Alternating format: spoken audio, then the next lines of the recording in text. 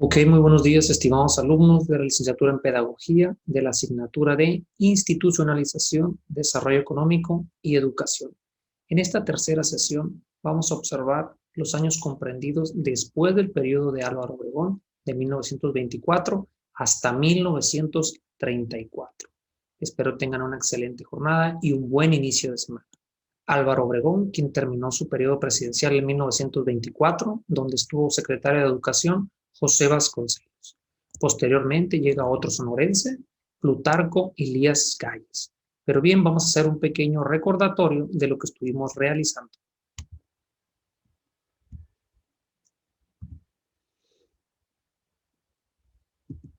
Bien, los gobiernos postrevolucionarios que vienen siendo después de Madero, después de haber dejado fuera a Porfirio Díaz, intentaron obviamente el poder regresar la fe en las instituciones, las cuales no habían y estaban inmaculadas en ese momento. Se intentaba que hubiera un cambio cultural en las personas, sobre todo de las clases bajas, indígenas, obreras, hacia arriba. Entonces se intentó priorizar, como bien lo dice el punto número 2, la creación de mecanismos que ayudaran a establecer ese orden, puesto que todavía era todo a través de las armas, de la fuerza, no a través de las instituciones como lo hacemos hoy en día. Ya después depende el hecho de que sean eficientes o no, pero las instituciones no tenían el orden de la cuestión social y pública del devenir de México, siempre eran los levantamientos armados. Entonces se trató de pacificar al país.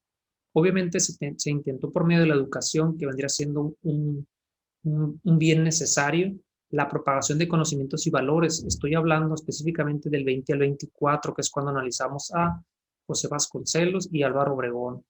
Entonces se intentó esa parte de generar conocimientos y valores que fueron mediante el maestro. El maestro fue un mecanismo importante e interesantísimo en este trayecto, como bien lo pudieron reflexionar ustedes en sus comentarios de YouTube. Después también se utilizaron medios no escolarizados. ¿Qué quiere decir esto? Que eran medios informales, porque no nada más se trataba de que en la vida pública, dentro de las cuatro paredes, cambiara la población o modificar esa concepción que tenían, sino a través de lo que vendría siendo medios de comunicación masiva, como fue la radio, el cine, el teatro y obviamente la cuestión periodística. Recordemos que Vasconcelos también era un periodista.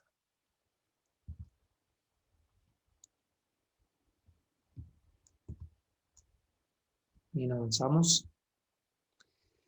También se intentaba poder disminuir este analfabetismo, que algunos autores lo mencionan en un 70%, otros en 80%, inclusive he podido leer y consultar a personas que dicen que teníamos un 90% de analfabetismo en México. Evidentemente la enseñanza querían que fuera popular, que fuera desde la gente más rica hasta la gente más humilde. Obviamente fue indispensable transformar los métodos educativos y al maestro se le asignó un papel preponderante que hasta el momento queremos que regrese esa visión del maestro letrado, perfecto, maestro como un modelo social, el cual ahorita ha sido muy disminuido por diferentes factores, pero existen grandes maestros, como ustedes se han podido dar cuenta, en muchísimos lugares, pero esa visión del maestro de la escuela rural mexicana ya no ha regresado. Fue muy importante en su momento. Obviamente vinculaban la vida con el desarrollo de las comunidades, porque esa era la preocupación más grande, el poder regresarle a esas comunidades necesitadas, esa fe de poder salir adelante, esa fe de que el gobierno creía en ellos, puesto que las revoluciones y cada lucha armada siempre se trataba de lo mismo, que se llegaba al poder y se olvidaba al pueblo. Obviamente se preocupó por despertar el sentimiento nacionalista, es decir, el amor a México, los valores que como familia tradicional se deberían de tener. Se intentó inculcar tanto en la escuela como en los medios de comunicación masiva que les comentaba, cine, radio y la prensa escrita. Para esto el Estado mexicano seleccionó diferentes valores que trataron de que fueran evidentemente vueltos a observar porque eran una herencia que teníamos desde nuestros antepasados. Recordemos que José Vasconcelos era un acérrimo personaje de poder rescatar las cosas interesantes de las raíces de México. A él le gustaba inclusive las raíces asiáticas, las raíces de Medio Oriente, las raíces de Sudamérica. Entonces intentaba, y de hecho estoy en el patio central de la Secretaría de Educación Pública, en donde en cada esquina están plasmadas algunas esculturas de diferentes expresiones, ¿no? Del mundo. Entonces intentaba satisfacer las nuevas necesidades, es decir, crear una nueva visión de lo que vendría siendo la vida pública, la educación, el nuevo mexicano, para un nuevo país que se intentaba forjar a través de instituciones. Y los historiadores y los maestros fueron vistos, por lo tanto, como bien lo comenta el texto, como unos expansores del sentimiento nacional y obviamente generaron un gran compromiso de lealtad y patriotismo, que hoy dicen que un patriota es un idiota, pero quizás en estos tiempos, en aquel entonces, México necesitaba de ellos.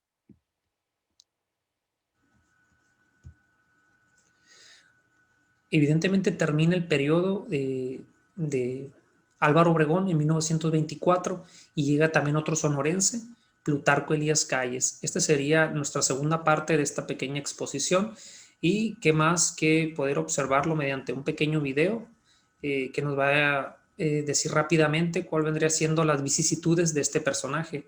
Y por favor pongan hincapié en los elementos y los datos que da de la niñez de Plutarco Elías Calles, puesto que estos se van a ver reflejados en la vida pública cuando él es presidente. ¿Ok?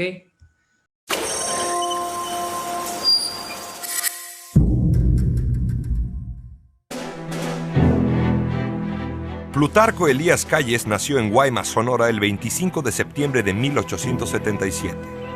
Fue hijo natural de Plutarco Elías Lucero, un hombre alcohólico e inconstante proveniente de una familia de buena posición económica. Elías Calles se recibió como maestro en 1894 y se dedicó a la enseñanza en Hermosillo y Guaymas. Sin abandonar la docencia, intentó tener éxito como agricultor y comerciante. Desde joven empezó a beber, como su padre, pero logró dejar el alcohol en 1899 y en ese mismo año se casó con Natalia Chacón. Hacia 1903 comenzó a cultivar las tierras de su padre, el rancho de Santa Rosa, pero dejó esas labores 3 años después. Entonces se trasladó a Agua Prieta, donde el gobernador maderista José María Maytorena lo nombró comisario y se encargó de la aduana. Después de la Decena Trágica, Elías Calles se aplicó a reclutar voluntarios contra el gobierno de Victoriano Huerta en Estados Unidos, y el 5 de marzo de 1913 entró al país con un pequeño contingente para unirse a la lucha contra el asesino de Madero. Calles, designado jefe de armas de Nogales, quedó bajo las órdenes de Álvaro Obregón, jefe del ejército constitucionalista en Sonora. Para diciembre de 1913, Calles ya era coronel y comandante militar de Hermosillo. Tras la victoria de los constitucionalistas sobre el régimen de Huerta, sobrevino la ruptura entre los revolucionarios que lo habían combatido. En Sonora, el gobernador Maytorena apoyó a Villa y se opuso a Venustiano Carranza, con lo que se ganó también la enemistad de Calles y Obregón. En octubre de 1914, las tropas maytorenistas y villistas pusieron sitio a la ciudad de Naco, defendida por Plutarco Elías Calles. Después de más de 3 meses de resistencia, Calles obtuvo la victoria y el grado de general brigadier. Cuando Calles derrotó definitivamente a Maytorena, Carranza le extendió el nombramiento de gobernador y comandante militar de Sonora el 4 de agosto de 1915.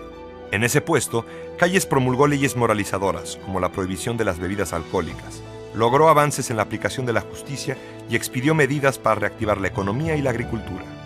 Abrió escuelas para huérfanos, como si quisiera prevenir el abandono que él mismo había sufrido. Además, expulsó al clero del Estado en un acto que presagiaba el mayor conflicto armado de su vida, la Guerra Cristera. En la rebelión de Agua Prieta en 1920, Calles apoya a Obregón contra Carranza. Asesinado este en mayo, los dos sonorenses se convirtieron en las 2 máximas figuras de la revolución. Tenían temperamentos opuestos, pero se complementaban. Obregón era jovial, intuitivo, contradictorio. Calles, lo contrario, introvertido, serio, reflexivo, congruente. La historia y la política, más que la simpatía y la amistad, los vinculó. Tras la borrasca de la rebelión de la Huertista, el 1 de diciembre de 1924, Calles tomó posesión como presidente. En su periodo, que abarcó los años de 1924 a 1928, Calles trató de repetir lo que había experimentado en Sonora como gobernador. Quiso modernizar al país y reconstruir sus instituciones. El régimen de Calles racionalizó los presupuestos y mantuvo las inversiones productivas y sociales. Se impulsaron los transportes, terminando el ferrocarril Sud-Pacífico que unía Nogales con Guadalajara. Se inauguró también la carretera México-Puebla, la de Pachuca y después la de Acapulco. Se elaboraron leyes y campañas de salud pública, se exaltó el deporte y, como en Sonora, se declaró la guerra al alcoholismo. Desde el principio de su mandato, Calles no conoció la paz con el clero. En 1926, ante el cierre de escuelas religiosas y la expulsión de sacerdotes extranjeros, la Iglesia decidió suspender el culto público. Los obispos no llamaron a la rebelión, pero la rebelión estalló sin su consentimiento. En el occidente de México, una buena parte del pueblo campesino se levantó para defender su religión. Por 3 años, los cristeros practicaron una guerra de guerrillas similar al zapatismo. Con una gran caída en la producción agrícola, 200.000 emigrados y 70.000 muertos, se trató de uno de los conflictos armados más sangrientos y dolorosos de la historia de México. Calles, el reformador norteño, no entendía ni justificaba lo que llamaba fanatismo del viejo México. Al momento de la rebelión cristera asomaba ya un problema más en el horizonte: la sucesión presidencial. En 1926 sonaba la Vuelta de Obregón, aunque el lema revolucionario por el que habían peleado era lo opuesto a la reelección. Aunque Álvaro Obregón resultó electo, fue asesinado antes de tomar posesión del cargo. En su último informe, después del asesinato, Calles condenó al reeleccionismo y favoreció la elección de Emilio Portes Gil como presidente interino. Enseguida, el jefe máximo de la revolución, como se empezó a llamar a Plutarco Elías Calles, lanzó su gran proyecto político: la creación del Partido Nacional Revolucionario, antecesor del PRI. En sus primeras elecciones presidenciales, el nuevo partido lanzó como candidato a Pascual Ortiz Rubio y aplicó por primera vez su tecnología de fraude electoral contra José Vasconcelos, candidato opositor. Al final, en noviembre de 1929, se declaró ganador a Ortiz Rubio en unas elecciones que con toda probabilidad perdió. A los presidentes Ortiz Rubio, Portes Gil y su sucesor Abelardo Rodríguez se les consideró títeres de Calles. Por eso, a los años que corren entre 1928 y 1934, dominados en realidad por el jefe máximo, se les llamó el Maximato. En 1934, Calles propició la llegada a la presidencia de un michoacano a quien tenía mucho aprecio: Lázaro Cárdenas. Bien, hasta esta parte nos vamos a quedar debido a que este tema es la siguiente sesión. Entonces aquí acabamos de ver los elementos más importantes, más interesantes de este autor, Plutarco Elías Calles, de este personaje político que estuvo a bien realizar diferentes actividades, inclusive muy marcadas como lo vino siendo la guerra cristera. Vamos a avanzar. Obviamente se abandonó la filosofía educativa de José Vasconcelos, se cambió absolutamente esa cultura de los humildes, de exaltar lo humilde del campesino mexicano por la cuestión más práctica y más útil, es decir, industrializar al país, modernizar al país. Y obviamente se consideraba que era un error castellanizar únicamente a los niños cuando el adulto también contrarrestaba lo que el alumno aprendía en la escuela, que es algo que también comentamos hoy en día. El proyecto modernizador callista priorizaba lo que les comentaba, la industria y obviamente modernizar al país. Ya vieron que también creó diferentes vías ferroviarias, desde Nogales hasta Guadalajara.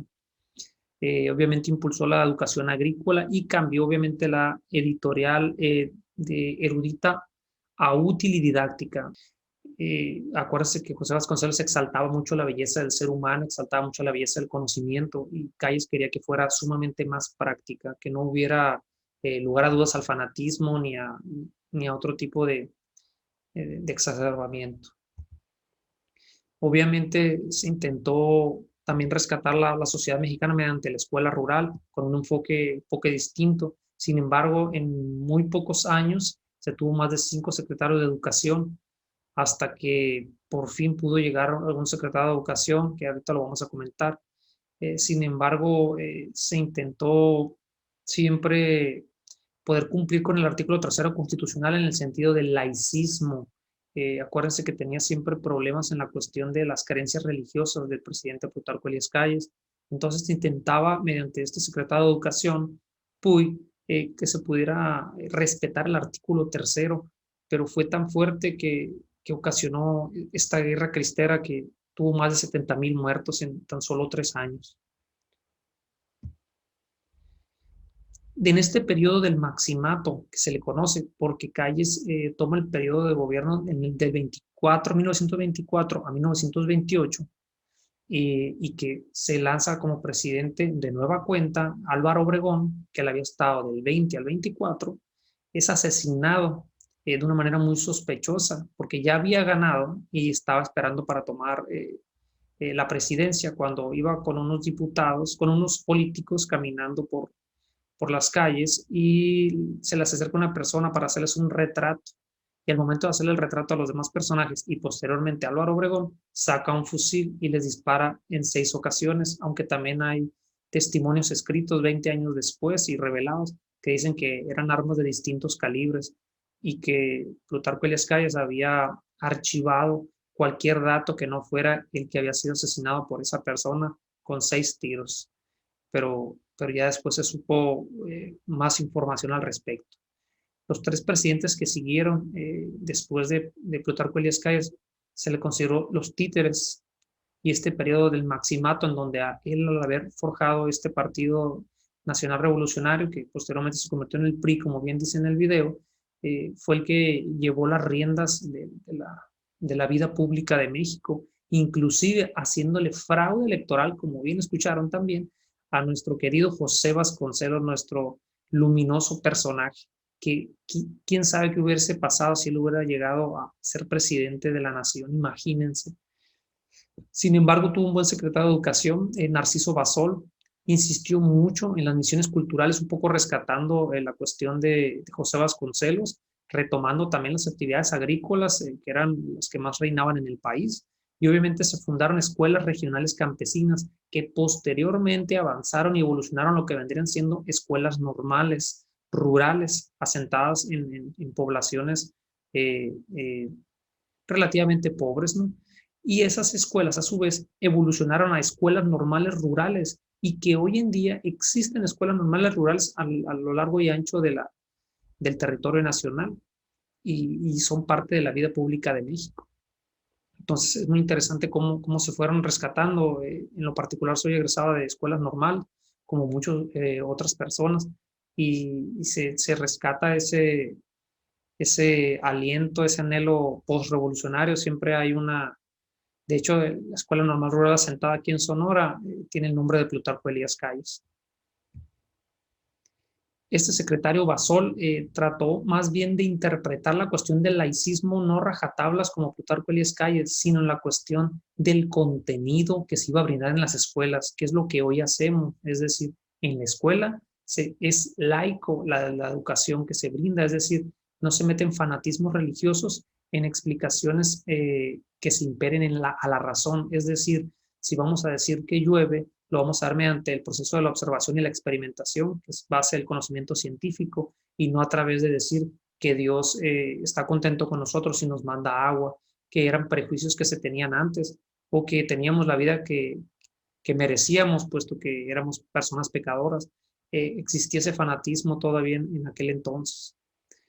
Entonces aquí se dio un sinnúmero de manifestaciones por el hecho de que quitó a la iglesia de la cátedra en la cuestión de las escuelas. Generó un gran problema.